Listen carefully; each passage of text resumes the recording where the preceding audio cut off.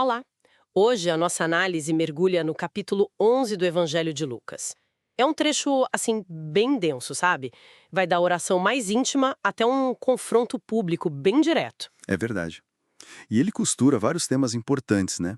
A essência da oração, o conflito entre o reino de Deus e, bom, as forças opostas. O que significa ser realmente abençoado e uma crítica, assim, muito afiada à hipocrisia religiosa da época. Isso.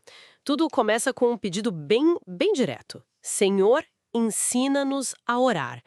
E a resposta é aquela estrutura que a gente conhece como o Pai Nosso. Exato. Focando em Deus, no reino dele, na provisão diária, perdão, proteção. Mas ele não para só na fórmula, né? Jesus logo emenda com a parábola do amigo que chega à meia-noite batendo na porta, insistindo por pão. O que essa insistência toda quer dizer pra gente sobre orar? Hum, a questão é a sinceridade. Porque Jesus mostra que a forma mais usual de orar é com a maior símula, simulando aquela disponibilidade toda para Deus. Mas o que nos mostra o real compromisso? Seria orar como o burro gastando energia, pedindo empréstimos, ou orar como um pavão religioso, dizendo todas as palavras e os conceitos corretos, mas trazendo pouca resposta de Deus? Exato. Jesus mostra que, para receber perdão e proteção, o que importa é a sinceridade e a expressão do nosso pedido a mais em cima, a mais permanente. Exato. E ele costura essa relação com o que acontece depois que o amigo se recupera, com o vizinho que está ofer cegueira. Olha, parece apontar direto para a persistência e para a confiança, sabe? Logo depois vem aquilo: peçam e lhes será dado. Busquem e encontrarão. Batam e a porta lhes será aberta. E o ponto-chave para mim é a comparação que ele faz. Se pais humanos, mesmo como ele diz, sendo maus, sabem dar coisas boas para os filhos, Sim. imagina o Pai Celestial. Quanto mais ele dará o Espírito Santo. Tem uma progressão aí, né? Do pão, que é material, para o Espírito Santo, a dádiva espiritual mais importante. É verdade. Mas aí a atmosfera muda bastante, né?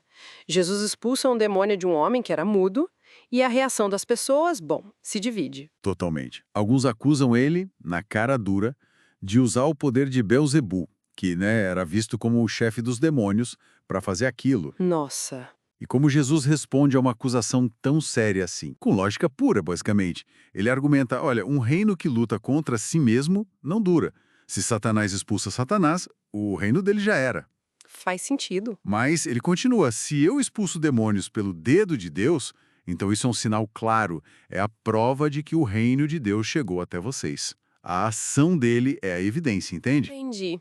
E ele ainda complementa com aquela imagem forte do espírito imundo que sai, mas depois volta para casa, que estava varrida, arrumada, só que vazia. Isso. E traz outros 7 espíritos piores com ele. Isso soa como um alerta bem sério, não? Sem dúvida nenhuma, é um alerta contra mudanças só na aparência, sabe? Não adianta só limpar o mal.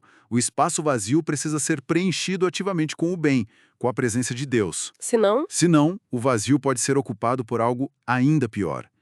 Isso se conecta com a ideia geral de que a transformação tem que ser interna, genuína, não só por fora. mulher lá da multidão solta um elogio para a mãe de Jesus, algo bem visceral, né? Sim, tipo, feliz o ventre que te carregou. Mas ele redireciona na hora, certo? Certo. Dizendo que mais felizes, na verdade, são os que ouvem a palavra de Deus e a obedecem. O que essa correção dele nos diz sobre o que ele realmente valorizava? Mostra claramente que para Jesus a verdadeira conexão com Deus, a bênção real, não vem de laços de sangue ou de status social, vem da obediência ativa à palavra dele. É uma definição bem radical de família espiritual, né? E de felicidade também. E quando pedem a ele um sinal do céu, ele parece ficar frustrado, menciona só o sinal de Jonas. O que seria exatamente esse sinal e por que comparar com Nínive e a Rainha do Sul? O sinal de Jonas tem algumas interpretações. Muitas vezes ligam a pregação dele que levou Nínive a se arrepender, né? Ou até como uma prefiguração da morte e ressurreição do próprio Jesus. Uhum. Ao colocar a geração daquela época numa posição inferior aos ninivitas e a rainha do sul que se abriram à sabedoria e ao arrependimento, Jesus está criticando a dureza de coração deles, a falta de discernimento diante da mensagem e da presença dele ali. Entendi. E o capítulo esquenta mais ainda durante um jantar, né? com Jesus lançando críticas bem diretas aos fariseus e aos peritos na lei. São os famosos ais. Sim, os ais, que são como lamentos ou advertências severas.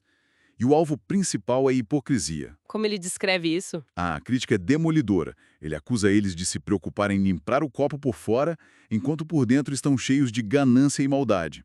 Focam em detalhes mínimos da lei, tipo o dízimo da hortelã, da arruda. Coisas pequenas. Exato.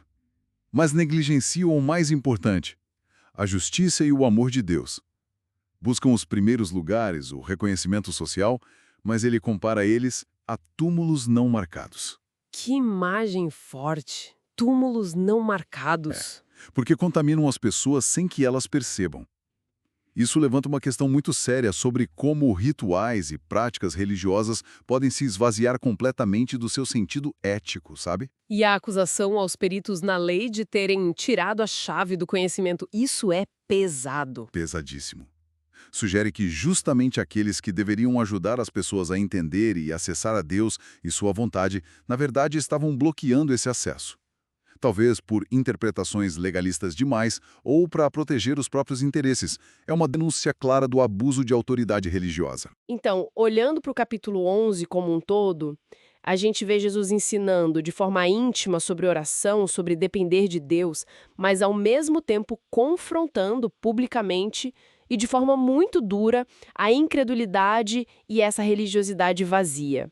Que panorama final isso deixa pra gente? Deixa um panorama de tensão constante, eu diria. A revelação do reino de Deus está avançando, mas encontra uma resistência enorme, principalmente vinda das estruturas de poder religioso que já estavam estabelecidas. Não é à toa que o capítulo termina com os fariseus e os mestres da lei ativamente procurando um jeito de pegar Jesus em alguma palavra, de silenciá-lo. Fica então aquela reflexão, né? Como que verdades que desafiam o status quo, mesmo quando vêm com uma reivindicação de autoridade divina, acabam gerando conflito inevitável com quem se sente confortável ou poderoso dentro das estruturas que já existem. É algo pra gente pensar.